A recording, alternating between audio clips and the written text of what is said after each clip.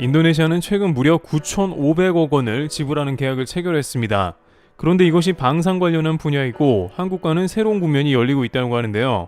하지만 인도네시아는 정작 땅을 치고 후회하는 국면으로 들어갈 수 있다는 말이 나오고 있으며 한국의 반전 카드로 인해서 결국에는 인니가 제 발등을 찍었다는 국면이 펼쳐집니다. 인도네시아는 매우 다급한 상황인데 그걸 해결할 국가는 거의 없다는 겁니다. 실제 조코이 대통령은 한국을 언급하면서 급히 한국에 도와달라는 의견을 보내고 있습니다. 인도네시아가 방산에서 어떠한 금액을 치르고 있으며 한국과는 왜 새로운 국면이 되는지, 또한 대통령까지 나서서 뒤늦게 현 상황을 진화하며 한국을 언급하고 있는지 살펴보도록 하겠습니다. 우선 한국형 전투기 KF-21 공동 개발을 진행 중인 인도네시아가 프랑스산 라팔 전투기를 구매한 데 이어서 이번에는 카타르로부터 중고 미라주 전투기를 구매한다는 소식입니다. 현지 매체 일간 콤파스 등에 따르면 인도네시아 국방부는 카타르로부터 중고 미라주 2000-5 전투기 12대를 구매하기로 했다며 올해 말까지 모든 전투기가 인도네시아에 도착할 예정이라고 밝혔습니다. 구매액은 총 7억 3,450만 달러, 약 9,500여 원에 달하는 것으로 알려졌는데요. 그런데 이번에 들여오는 전투기는 카타르가 1997년 프랑스에서 들여온 것으로 26년이나 된 낡은 전투기입니다.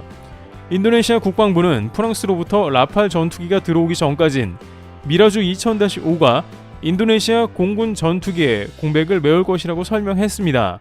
즉 인도네시아가 이제 공군 분야에서는 프랑스랑 같이 가고 있다는 뜻이죠. 인도네시아는 지난해 2월 프랑스와 라팔 전투기 42대 구매에 합의한 바 있으며 이 중 1차로 6대분을 구매 계약을 체결한 바 있는데 이 상황에 오래된 퇴물 전투기 30여 대를 구매하는 겁니다. 이번 구매를 놓고 인도네시아 내부에서도 굳이 비싼 돈을 내고 오래된 중고 전투기를 도대체 왜 사야 하느냐는 반응이 나오며 일각에서는 내년 2월에 있을 대통령 선거에 출마한 프라보 수비안토 인도네시아 국방부 장관이 대선 정치 자금을 마련하기 위해 이런 거래를 한 것 아니냐며 의구심마저 들게 하고 있습니다.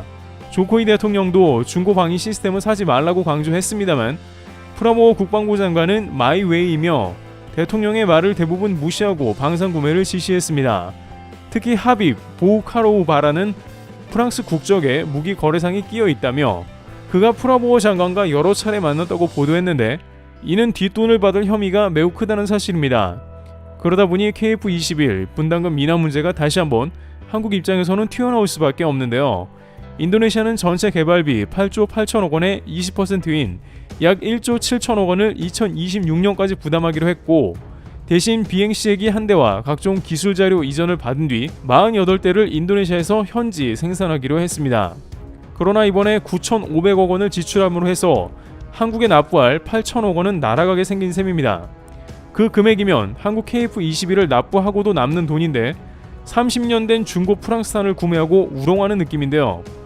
인도네시아 하원 의원 등은 조코이 대통령에게 왜 문책하지 않냐고 하지만 대통령도 막상 아무것도 못하는 중입니다.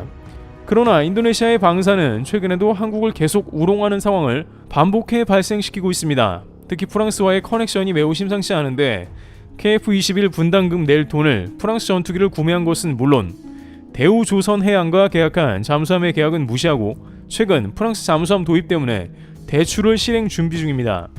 현지 매체 등에 따르면 인도네시아는 프랑스의 잠수함 기업 나발그룹에 발주하려는 것입니다. 그래서 대규모의 대출을 실행하려고 하며 이는 결국 한국의 방산을 다양하게 우롱하는 셈입니다. 일각에서는 조코이 대통령은 프라보어 국방을 막을 생각도 의지도 없어 보인다고 지적하면서 만약 프라보어가 내년에 대통령에 당선이 된다면 인도네시아와 더 많은 잡음이 예상된다는 반응을 보였습니다. 그런데 이 상황에 인도네시아 조코이 대통령은 느닷없이 한국을 언급하면서 한국을 띄우는 모습이 나왔는데요. 뭔가 다급한 게 있으며 현재 한국이 나서지 않으면 안 될 상황이 있다는 의견이 제기된 것입니다.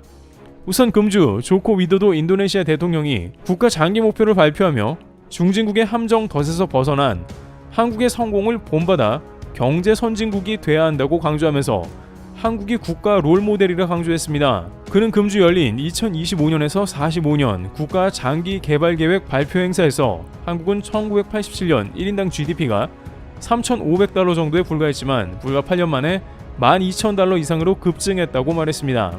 조코이 대통령은 한국이 이런 발전을 이뤄낼 수 있었던 것은 인적 자원과 기술을 갖췄기 때문이라며 우리도 인적 자원과 기술, 생산성 질에 초점을 맞춰 이런 도약을 본받아야 한다고 강조한 것입니다. 물론 조코이 대통령이 공개석상에서 한국을 본받아야 한다고 말한 것은 이번이 처음이 아니며 특히 최근 한국과의 인도네시아가 원스톱 전기차 인프라를 구축하면서 협력이 강화된 바 있으며 세계 최대 니켈 보유 강산을 가지고 있는 인도네시아는 한국의 개발 노하우를 공유하고자 합니다. 그런데 정작 이렇게 조코이 대통령이 다급한 것은 전혀 다른 데 이유가 있다는 정황이 포착됩니다. 인도네시아가 기후변화로 인해서 매우 중대한 상황에 놓여 있고 한국만 가진 노하우가 있기 때문인데 이에 인도네시아에서는 한국에 급하게 도움을 청하는 상황이 나올 수밖에 없다는 것입니다. 인구 4억의 인도네시아의 수도가 현재와 같은 홍수 및 자연재해를 맞아 도시 기능을 제대로 수행하지 못하고 여러 가지 어려움을 겪게 된다면 이는 인도네시아에서 매년 엄청난 국부 유출이 발생할 수 있는 것입니다. 또한 자카르타는 고층 건물과 지하수의 난개발로 인해 매년 지반이 평균 7cm 이상 내려앉고 있어서 실제로 도시의 절반 정도가 해수면보다 낮아졌습니다. 이런 문제로 홍수가 훨씬 잦아진 원인이 된 것이죠. 또한 인도네시아의 교통체증 문제는 심각해서 차량의 평균 시속이 10km 정도로 나오기 때문에 국가의 수도로서 제 기능을 수행하지 못하고 있다는 의견이 제기되면서 급기야 수도 이전을 발표하게 되는 최악의 상황을 맞게 된 것입니다. 그런데 이 상황에 다름 아닌 대한민국이 인리에 호출되고 있는 것입니다. 가장 주된 이유는 우선 인도네시아의 신도시가 전기차와 드론 택시가 다니는 친환경 도시, 지구상에서 가장 혁신적인 스마트 시티, 두바이보다 더 좋은 도시 등의 슬로건을 내걸고 미래지향적 도시를 꿈꾸는 의미에서 첨단 산업 및 기술력이 앞서 있는 한국이 거론되고 있는 것이죠. 인도네시아 정부는 한국이 마음에 들 수밖에 없었는데 그 주된 이유는 많은 노하우를 넘겨줬기 때문입니다. 한국은 세종시 이전의 경험이 있었기 때문에 인도네시아가 시행착오를 겪지 않도록 기본 계획, 실시 계획, 교통 계획, 주택 계획, 상하수도 계획 등 필요한 자료를 모두 제공했다고 밝히기도 했습니다. 또한 코로나로 다른 해외 투자자들이 주춤한 지금 이 순간이 한국에는 기회라며 신수도 건설 사업이 진행되면 토목공사는 현지 업체들이 할 수 있기에 한국은 스마트시티 구상, 스마트 몰 폐기물 관리, 스마트 교통 구축 사업 등의 강점이 있을 것이라고 기대하기도 했습니다.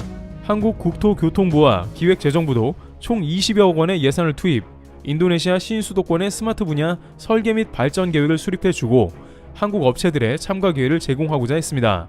그런데 이런 상황에도 불구하고 인도네시아의 긴급한 수도 이전에 부정적인 의견이 많습니다.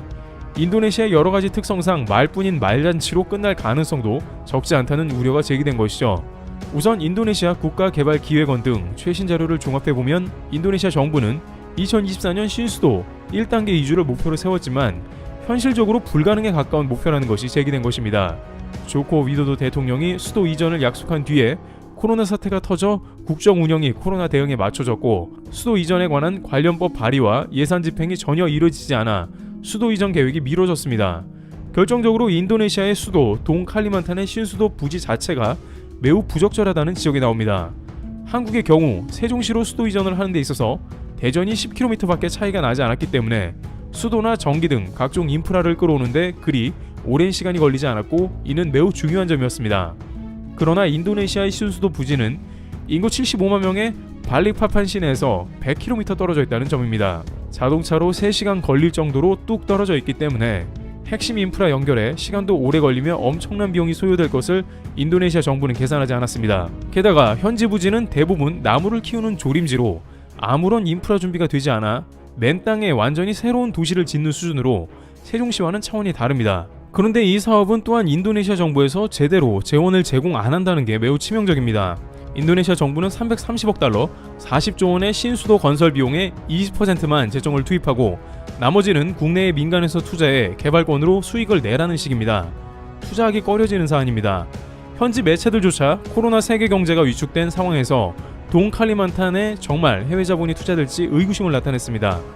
또 인도네시아 정부가 로드맵을 짜는 과정에 친환경을 강조해 부지의 70%를 녹지로 묻고 일부 주택지역은 용적률을 400%로 계획했다는 사실이 전해지면서 건축 단가, 개발 효율성을 더 따져야 하는 게 아니냐는 지적도 나왔습니다. 사업에 뛰어들어봤자 여러가지 제한이 걸리게 되면 막대한 자본을 쏟아붓고도 별로 이득 볼 게 없다는 것입니다. 따라서 인도네시아가 제시한 수도 이전 청사진을 무턱대고 믿고 투자를 결정했다가는 중간에 이도저도 안 되는 일이 생긴다는 우려가 나옵니다. 따라서 이런 상황에 아무리 인도네시아에 홍수가 나고 한국과 긴급 수도 이전을 논한다고 하더라도 한국은 인도네시아의 투자권을 쉽게 거론할 수 없으며 신중해야 한다는 목소리도 나오고 있는 것입니다. 올해는 더욱더 기후변화로 인도네시아 자카르타는 홍수와 집안 침하 수해가 심해질 걸로 보입니다. 이 가운데 한국의 도움을 요청하며 투자를 적극 해달라는 상황으로 파악되는데 결국 한국의 기업들이 대규모 투자를 감행해야 하므로 이는 결국 투자금 회수 여부가 의문이 되는 상황입니다. 과연 인도네시아의 바람대로 수저 이전을 한국 기업들이 도울 수 있을지 귀추가 주목되고 있습니다. 트리블TV였습니다. 감사합니다.